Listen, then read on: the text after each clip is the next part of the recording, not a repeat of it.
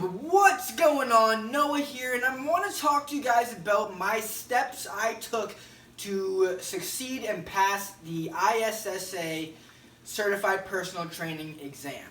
Stay tuned for the tips and advice that I have created to help you guys succeed in surpassing this goal.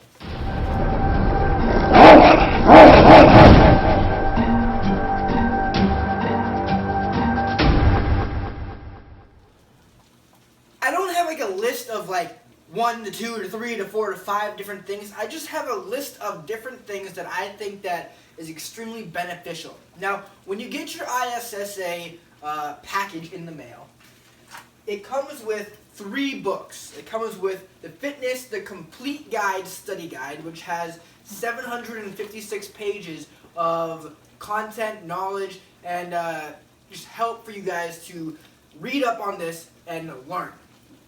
The second book they give you is the Workbook and Study Guide.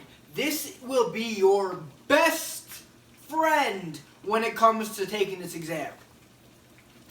The third book they give you, which I actually haven't even really read yet because I haven't really got to that point, is the Fiscal Fitness. This is the business side where it kind of explains how to start up your business, how to create a business, how to get clientele, how to motivate your clientele, and how to just kind of overall aspect grasp the business side of a personal training experience. Now, the steps that I took was I want you guys you need to set aside some time. You need to cut back on your work. If that's one of your things you have to do that. Go part-time at your work for a month. Focus. Okay? Focus. Set aside 3 to 4 hours every single day where you are studying. I recommend, and this is what I did, I read 200 pages a week. I don't know how many pages that was a day. Some days I read 50 pages, some days I read 125 pages, and some days I read 15 pages, depending on how I felt. But I always got done with 200 pages a week, which definitely let me read the entire book within 4 weeks or some shit like that.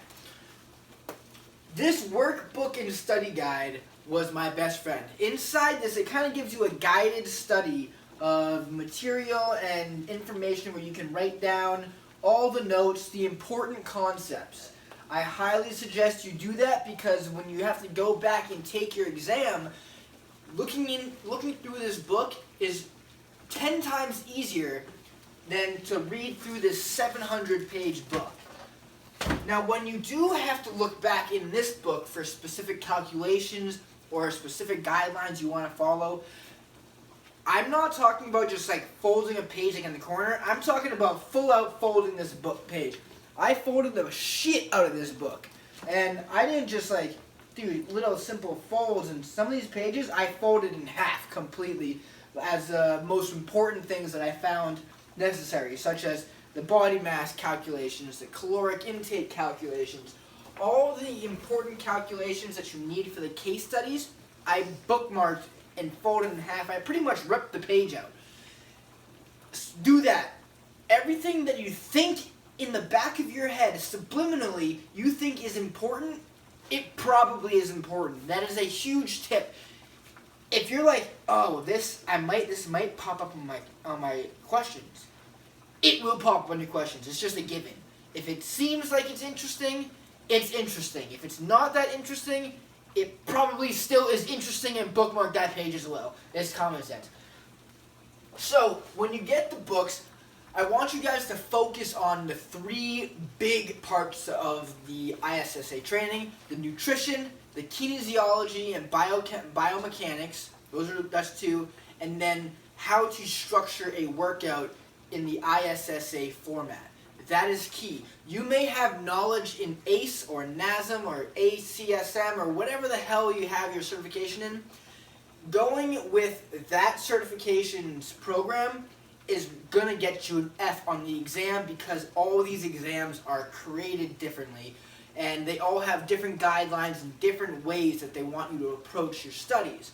So if you have an ACE degree or a certification under ACE, and then you go and take the ISSA, and you use your ACE background to create the calculations and the workouts, you're going to get them wrong because they're not following the protocol of how ISSA wants it to be set up. So to everybody who's been asking me, is it easy? Is it common sense? Can you just like go into it? No. You have to have a passion for it, a drive for it. You have to be determined for it, and you want to kind of have that in the back of your head that you will succeed vision. Is it an easy exam? Hell no! It's not an easy exam. It took me a week to complete. I was sporadic with my time. There are 3 sections. There are 150 true-false multiple choice questions with matching. And in those it kind of explains the quizzes. So if you do all the quizzes and you can ace the quizzes, you have no problem acing this multiple choice part. It's extremely similar. The questions are different. Questions are same. It's extremely important to focus on the quizzes. Don't skip them. Don't just breeze through them. Read the chapter, read the section, and then do the quiz in that order. Read, then quiz. Read, then quiz. Segment it that way. Next, I want you guys to do the practice exams in the book. So in the work study book, they have stuff like this. Can you see it? I mean, yeah, but it's dark. You can see that it's a chart. So this chart is the periodization chart for when you want to write up your workout. Follow this. Write out the workout. In the book, it gives you the opportunity to practice 2 case studies. Find them, if I can find them. So the case studies, I'm not even going to show you them because I want you guys to... I don't know if I'll get in trouble for that. But there are 2 case studies, 6 long essay questions, and then 150 true-false multiple choice and matching questions. I want you guys to focus again on the nutrition aspect, the workout setting up aspect, and the kinesiology and biomechanics aspect. Those 3 I feel are the most important parts of the ISSA's knowledge base. And when you go into writing your 6 long essays, be as detailed as possible. A huge thing is that people always write too little or just enough. I wrote 15 pages for each of my case studies. Usually they're only a couple pages. I went above and beyond to write as much as I could just so I know I covered every single point and I covered every single task that I needed to hit. If I talked too much, I talked too much. But again, you want to set these case studies up as if you're talking to somebody who is brand new to fitness. They have no idea what a rep is, no idea what a set is, no idea what rest time is, no idea what anything is. They're a completely new prospect in the fitness realm. And with that being said, I want you guys to really understand that because this is extremely important. When they grade these exams, they look for, common mistakes as well as, are you driven? Are you dedicated? Are you motivated? Are you inspired? Are you passionate about the field? Because, yes, you may be book smart, but you may not be a people person. You may just memorize the entire book, but you may not know how to talk to someone and get a client. And what's the point of being a trainer if you have no social skills, right? Come on. So, is this test easy? No. It's not an easy test. I recommend studying for at least 3 weeks, at least a month. Give it that and then take your exam. A tip I want you guys to follow is to set an end date. Okay? Set an end date of when you want to take your exam. I set a goal that I got my books February, 10th or something? No. January 10th I got it, I believe. I don't know. I have no idea when I get my books. But I said I want to pass my exam and get it all done by March 1st. I got my certification and I passed before March 1st. It just shows that I have that get shit done mentality. The mentality you need in this field.